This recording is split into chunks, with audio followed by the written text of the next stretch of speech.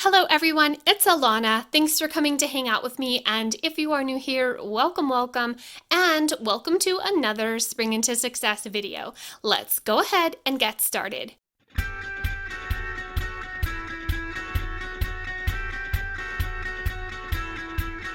So this Spring into Success video is going to be all about productive planning. I'm going to share with you guys how I get the most out of my daily sheets, my productivity sheets, and what stickers I recommend putting into your weekly Happy Planner spread to kind of have a more successful, more productive, and more meaningful week in that space. And while this video is going to be heavily focused on the daily sheets and the productivity sheets, you do not have to have them to get something out of this content, nor do you have to have them to have a daily or productivity sheet. If you guys missed it, earlier this week, I posted a video up on my channel showing you guys how to make a daily/productivity sheet just using some fill paper and the stickers that you already have on hand. If you missed that, you can check it out in the Spring into Success playlist up on my channel, or I will try to remember to link it down in the description below for you guys. Also, this video is all about productivity, not goal setting. I do believe that there is a difference between a to-do list and a goal. However, they kind of jive together because completing a to-do list successfully and showing up as the best versions of ourselves every single day is ultimately part of that march toward our big goal. If we're motivated and willing to make movements in our daily tasks, then that's going to help us create good habits and kind of an overall better version of ourselves to reach our goals and dreams. So while this is not necessarily about going after huge goals, it is about creating those good daily habits that kind of puts us on the right path to get to where we want to be. I personally believe that really good, strong daily habits, as opposed to just like laser focus on one goal, is more important because we are creating our best selves. We are showing up in our lives intentionally and kind of creating this whole package.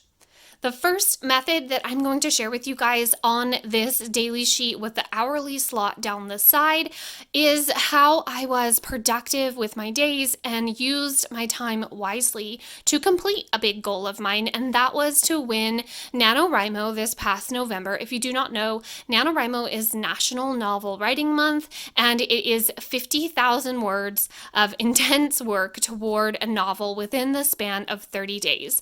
And that was a goal of mine. And in order to achieve that, I had to be intentional and mindful of where the rest of my time was spent. If I wasn't having a good and highly productive day, then everything would kind of fall apart and my writing would not succeed. So I personally believe that in order to succeed, we need to create good habits and time management throughout our entire lives instead of honed in focus on just one thing. So that is why I'm going to start with this page right on top, and then I will share some things about these other ones with you guys. Just really quick, the Happy Planner does have lots of different daily sheets over on their website. You can also find them in stores. And if there is something like a goal or a project that you want to specifically focus on without using daily sheets or putting it down in your weekly planner spread, the Happy Planner also has really great extension packs. So they just recently came out with one for home projects. There's one for Girl with Goals that's kind of like entrepreneurial or working for home. So there's a lot to choose from if you did want to go with extension packs or daily sheets to focus on your productivity and your goals. Also, one more thing before I get started, I just want to say that my whole intention for the Spring into Success is to help and encourage and inspire and hopefully share just a little bit of knowledge or something that could help somebody along the path to their goals and their dreams and their productivity. I am completely aware and understanding of the fact that not all of us can operate on the same schedule. Not all of us can do the same thing. We do not have the same amount of time in our day. We all have different lifestyles and different life situations. And there's a big difference in looking at the way someone decorated their planner spread and kind of trying to recreate that in your own, taking inspiration from that, as opposed to looking at the way someone actually plans their life and trying to recreate that in your own. I don't expect anybody to plan and have time management or the same schedule as me. Whatever works best for you, for your lifestyle, for your specific situation is what I, of course, recommend going with. For the time blocking schedule that I'm going to share with you guys, and for the just ones that I did for just one July and just one January, I shared that I highly recommend getting up 1 hour earlier in the day and spend that time working toward your big goal, your dream. And I had a lot of people say to me, nope, no way, there's no way I'm getting up at 5 o'clock in the morning. Well, what I mean when I say that is 1 hour earlier for you. So if you normally get up at 9 a.m., try getting up at 8 a.m. That's all that I mean by that. I'm not telling anybody that they should spring out of bed at 5 a.m. Okay, so let's go ahead and get started on how I use the daily sheet with the time blocking system. Time blocking is not my idea, not my invention, not something that I came up with or am claiming to own in any way. It's just something that was really effective and useful for me in the month of November and throughout my life at different periods, but especially in November when I was going after my goal of winning NaNoWriMo. If you don't know what time blocking is, I will quickly share it with you guys. It's where you basically block off a space of time. Now, other people may use this a little bit differently. I know that some actual workforces, work areas, actual companies and businesses use this in different ways as well. But for me, what I did for my time blocking in November was I blocked off specific times and I color coded them so that at a glance I would know what each color represented, and I duplicated this repeatedly in my daily sheets. I was using the Girl with Goals extension pack when I did this back in November. But at a glance, with each different color, I knew what that meant. So from 5:30 a.m. to 8:30 a.m., that was my writing time. So in that time span, I was just focusing on my writing or writing related work. I know that in November for NaNoWriMo, we're just supposed to be writing, just speed writing our way to those 50,000 words and not stopping to research or edit or anything like that. But y'all know I am a perfectionist, and so I did. I stopped to edit myself as I went along. I still won anyways. So, but yes, so in that period of time, you focus on just the task that you have pre-selected without trying to multitask in other areas, without being distracted, without picking up devices. Do not check the news or social media. Good grief, don't do it. Also, don't guilt yourself about what you're not doing in other areas. Stay focused and you are more likely to get more done. My next time block from 8:30 to 12:30 was homeschool. I just focused on our little classroom, the kiddos, their schooling needs, their education, my work in that space that had to be done, and that was it. Nothing else, no focus going anywhere else, just homeschool during that block of time.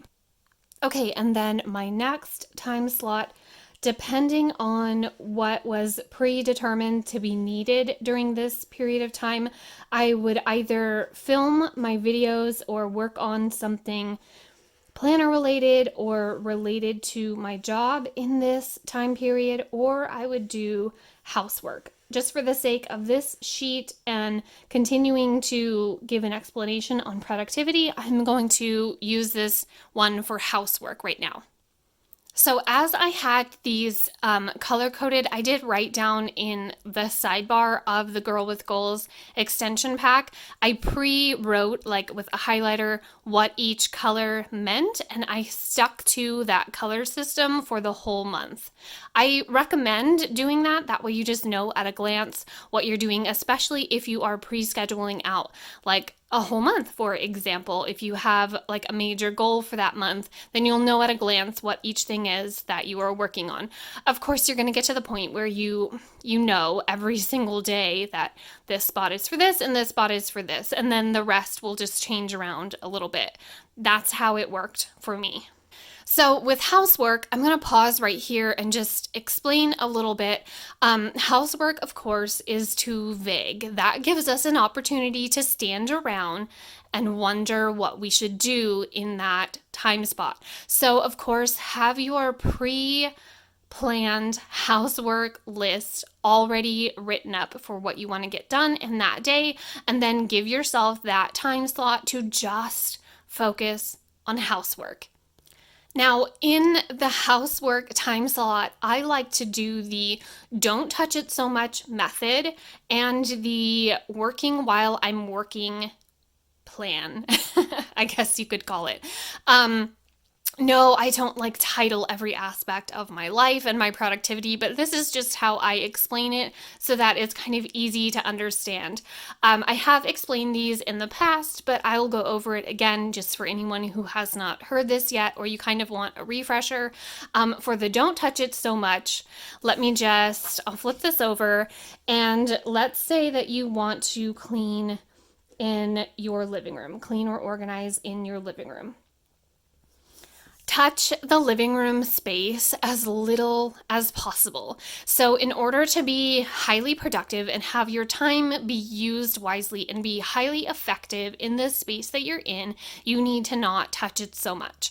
So if you need to organize a shelf, let's say that your kiddos made a mess of the Nintendo and gaming shelf in your living room and you're going to organize it, stick to that, start to finish.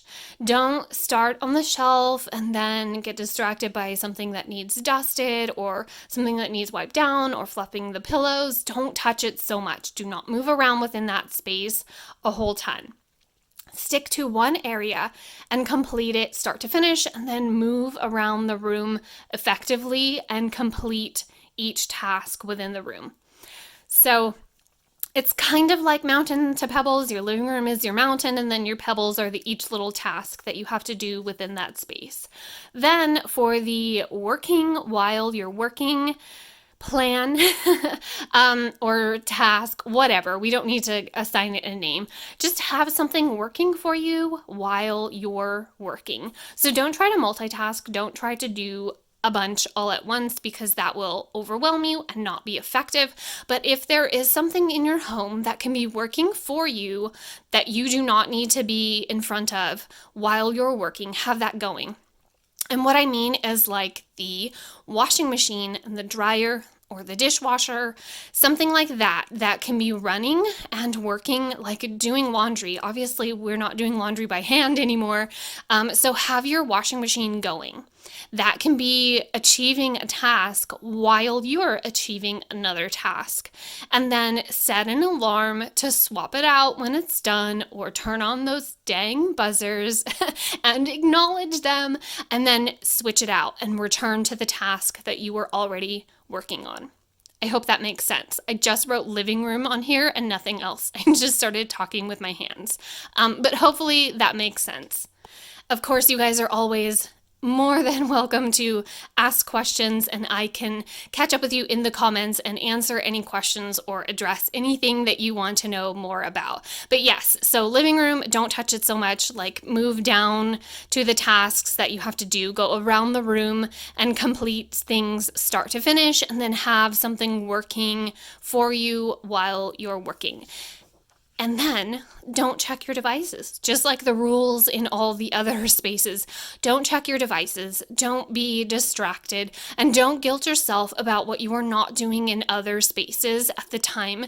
Just be focused, be effective with your time, and then worry about the next task when you get to it. So for my today list, now normally I would make something bigger. You could either plop down a larger sticker on here, or maybe a sticker that has more than just a few checklist dots for you. But I would make a today list for things to do in these in these areas, and then the top 3 are the goals that I want in that area. So for example, for writing, maybe I would want to write 2,000 words. So that is what I need to complete in that time slot. And then something for homeschool, maybe complete two assignments. That's not necessarily what we would do, but I would have things to do. I put top 3 and there's 4. But you know what I mean, like the major goals that you have for each of your time slots. Choose what you want to accomplish in this time. Also, when I was making my today list, I would color coordinate it to match these slots. So laundry, dusting, vacuuming, window washing, bathrooms, whatever that is, I would highlight it all in the coordinating color for housework. And the same with homeschool. I didn't actually really plan our homeschool stuff on the daily sheets because I had a homeschool planner. But writing, anything that I wanted to complete or research or had to go back and do, whatever that may be, I would highlight it in the yellow to match the writing. Hopefully you guys get the idea though. I'm sure you do. You're all very smart, so I'm sure it makes perfect sense. In order for the time blocking method to be effective, I recommend sitting down and auditing your time. Figure out where you are wasting time or your time is not being very well spent. And then determine what you could do with that time instead. Definitely allow yourself time for your distractions so that you can kind of get that out of the way, but like set yourself an alarm for 15 minutes or whatever. And if you have to check the news for the 15 minutes is a long time on the news. I don't recommend that. But just give yourself a small period of time. Of course, take breaks throughout the day, but make sure that you get back to it. Make sure you return to the tasks. Okay, so let's recap just a little bit. Let's go over this one more time, kind of wrap it all up. So time blocking, do just the task that you have assigned for yourself, selected for yourself in that space. Make a list of things that you want to get done in each time slot that applies to those categories, and then list out your top 3 or 4 things that are the priority, the number 1, number 2 things that have to happen that day in that space. And then what you don't complete, don't guilt yourself about, but try to complete at least your top priority tasks.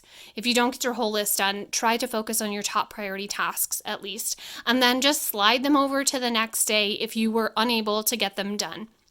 Try to not overwhelm yourself.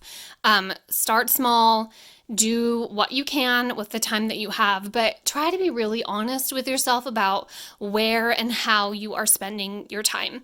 Also, if you are sharing time and space with a spouse or a partner or family members, sit down and talk to them about how important it is to you to have a time blocking schedule. Of course, I have a husband and kiddos, and a home and a little whatever this is, YouTube channel, side business thing happening. So there's a lot going on in my life. I have a busy schedule.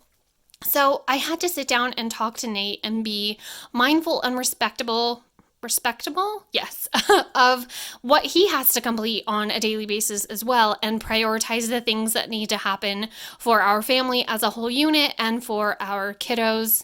It's respectful, not respectable. I'm a writer. You guys, oh my gosh, this is already getting long and I have so much more to share. But okay, what I'm getting at is talk to the person in your life that you want to schedule out. Ask them to help you to kind of stay on task, but then also be mindful and aware of what their schedule entails and what you're kind of operating and working around. Because it's not going to be effective if you have to do writing in a space that somebody else is already there, or if you're relying on someone to take care of the kiddos or the dog or whatever in a certain time period, but they have something else going on. So just to make sure that you're working with the schedules that you are living with. So I guess that's it for the time blocking method. Now I'm going to share with you guys how to do a just one daily sheet. I pre-decorated this one, but I'm probably not going to fill in all of the slots. This, you guys, it's already been 20 minutes. So I'm going to try to go through this pretty quickly. But the just one process, which I came up with last year for the Summer of Success, and then we did it again in just one January, is basically the idea that just one step at a time, we can reach our goals. You know, mountains to pebbles, just carrying off one pebble at a time will eventually move a mountain. It's been highly, highly effective for me, and I have had positive feedback from other people who have tried it and said it works great for them as well, because while it is kind of just doing the same schedule that we normally would do, it's also sort of tricking our brains.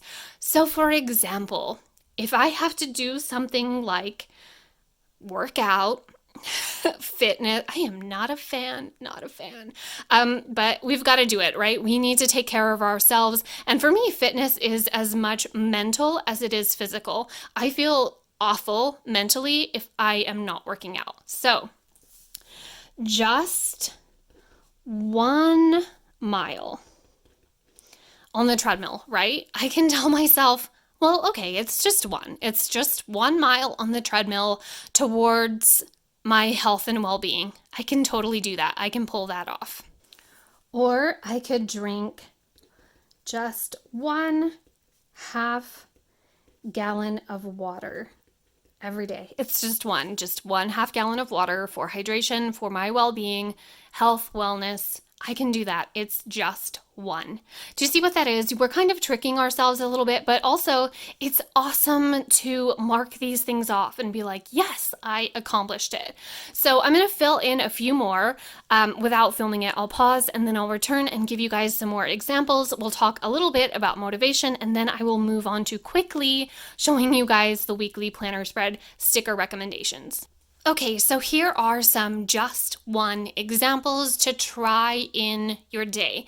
You can also combine some of them, like just 1 hour unplugged. I highly recommend it, you guys, highly, with just 1 hour of fresh air. So I would do this, I would unplug for an hour and then get outside with the kiddos and the dogs, or do some gardening, pull some weeds, whatever, take a book out, just get some fresh air. And for your brain space wellness, unplug. Get up just 1 hour earlier in the morning. Again, that applies to you. You don't have to get up at 5:30. Just 1 hour spent working on your goals. So I would combine this with my writing. Of course, my goal is to publish my novel, so I would combine those two. But if your goal is to get a job somewhere or be a brand ambassador for a company or whatever that is, spend an hour doing some research, figure out what they're looking for, ask questions, all of those things. The point of just one is to be constantly working on ourselves and trying to be the best version of ourselves. So of course, spending time doing research and working on our goals and all of those things are just as important as taking care of ourselves physically.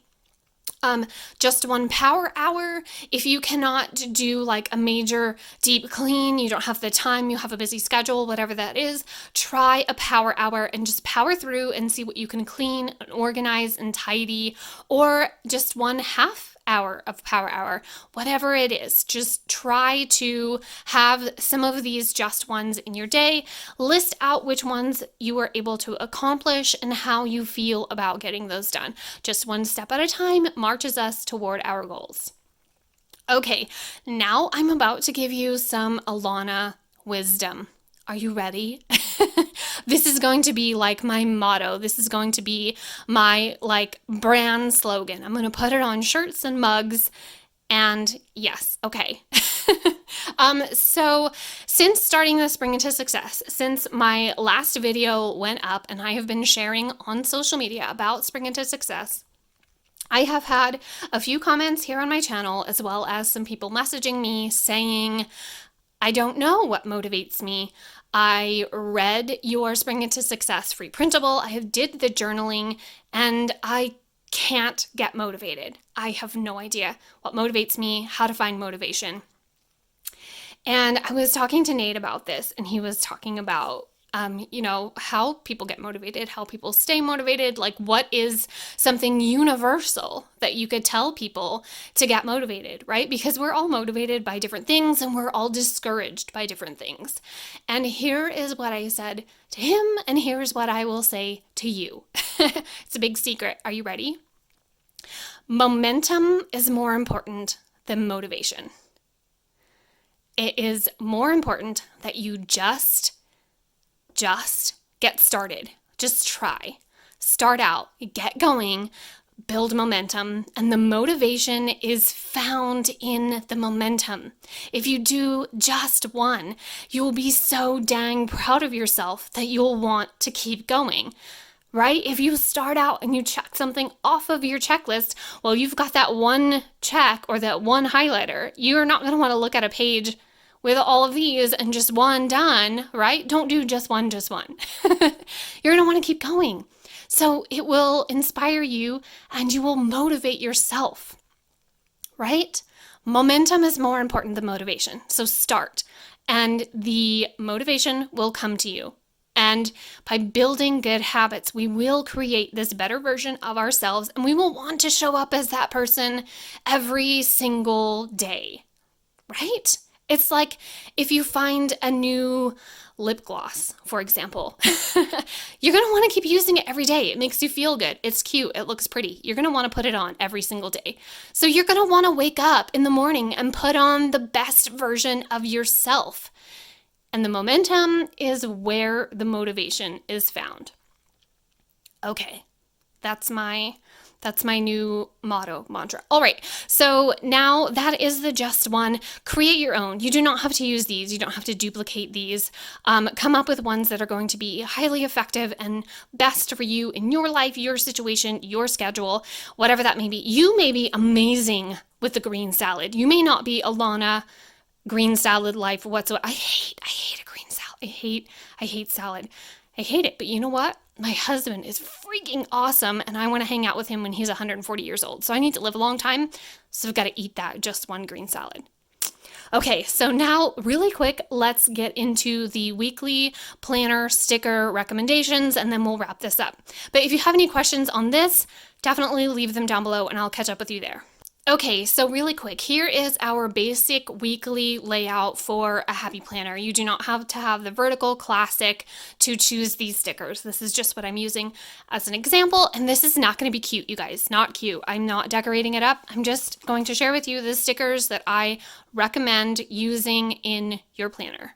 Okay, number one, most important sticker I recommend putting in your planner every week is gratitude. A gratitude sticker is going to change your life, or a gratitude space, or an entire gratitude planner, gratitude notebook, whatever. Just try to practice gratitude every single, day if you can, but every single week at least. You guys know in 2019, I lost many family members, kind of like consecutively, back to back to back. And I couldn't deal. I couldn't keep it together. So I started to look for something good in every single day. And I started to find it. As horrible as I felt, as sad and upset and kind of wallowing in grief, I started to find things that were good every single day because there is always, always, always something to be grateful for, no matter what. And it's going to change your life. When you start to look for good things in your day, you're going to find them. You're going to find good things in your day. So gratitude, number one. Number two, a habit tracker. These stickers, you guys, they're amazing. So much going on in one little sticker, right? You can track a whole month or a whole week in one little sticker. So set a habit, set a goal for yourself, something that you want to stay consistent with, work toward for a week, and see if you can do it. That's the momentum again, you guys. The momentum. You will find motivation in the momentum. So get going on something. And again, the momentum, you will start to fill in these little circles and you're going to want to keep going. So a habit tracker, gratitude, habit tracker.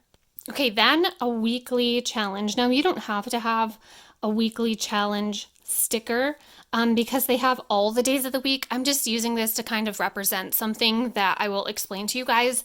In the Mountains to Pebbles process of reaching my goals, I try to have something that I call boulder days. So it's not doing a little pebble task toward my goal, it's taking on something larger, something bigger.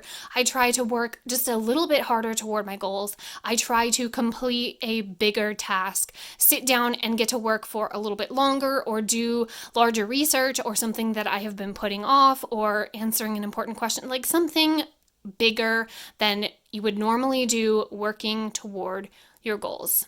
And that all depends on what your big goal, your big dream is. Like, for example, if your big goal is an organized home, then your boulder day could be spending an entire day decluttering start to finish. Like, choose a closet, finish it, get that clutter out, and take it to the donation place before the end of the day. Like, that could be your boulder. For me, for my big goal, again, which is my novel, my boulder days are also what I call double down day. It's where I try to write twice as many words as I normally would be able to pump out on like a Friday night or something like that. So try to have a boulder day and challenge yourself. You don't have to do it every single day, but just like mark off the day that you completed it and what it was. And then lastly, a mood tracker.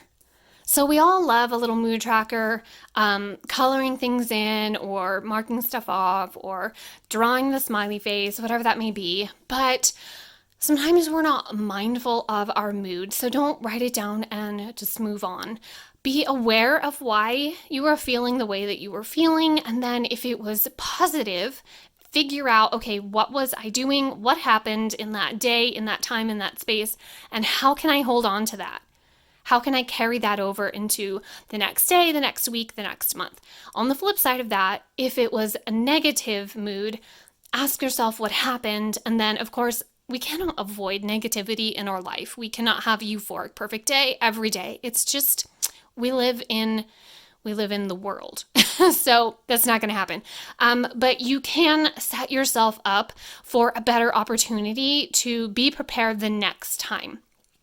So whatever happened in that day or that week that kind of was negative, ask yourself how you can be better prepared for it and handle it better the next day, the next week, the next month.